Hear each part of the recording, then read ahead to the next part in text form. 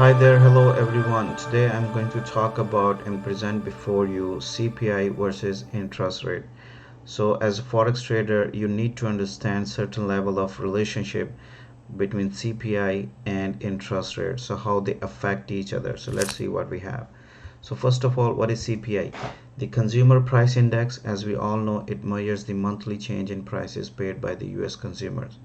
So consumers, US consumers, what they pay monthly on different commodities and goods, CPI is a measure of that.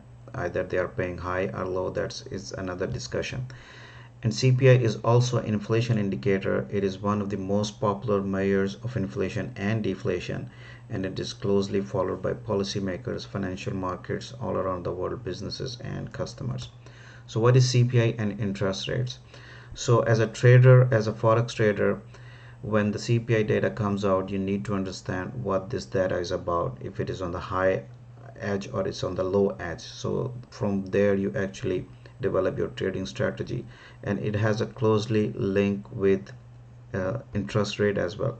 So if there is a rising CPI, then what happens that it also leads to higher interest rates, and if there is a falling CPI, then it may lead to lower interest rates. So that's the relationship you need to understand when you are looking at the economic indicators data.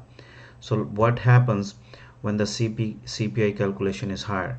Then the Federal Reserve comes into play and then begins to increase interest rate, okay, because they think now the CPI is high and the balloon of inflation is getting bigger and bigger. So in order to control that inflation, they increase interest rates. So when they increase interest rate, then it slows economic growth, and acquiring debt becomes expensive for customers and businesses, and as a result economic activity slows down, and as a result of that unemployment increases. Okay, now on the other hand, when the CPI calculation is lower, okay, then again the Federal Reserve begins to come in, and then it says that then there's a certain deflation that is happening in the market, so they begin to decrease interest rates. So when they decrease interest rates, what happens then, it boosts up the economy, acquiring debt becomes cheaper for customers and businesses,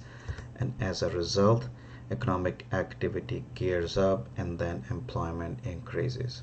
So this was a bit of a short overview, kind of a synopsis of what happens to CPI figures and then what happens to the corresponding interest rates in most countries, and what central banks do in such a situation, and what Federal Reserve does in this particular situation. Okay, I'm gonna conclude here. I hope you like the video. I will see you next time. Have a good day. Bye bye.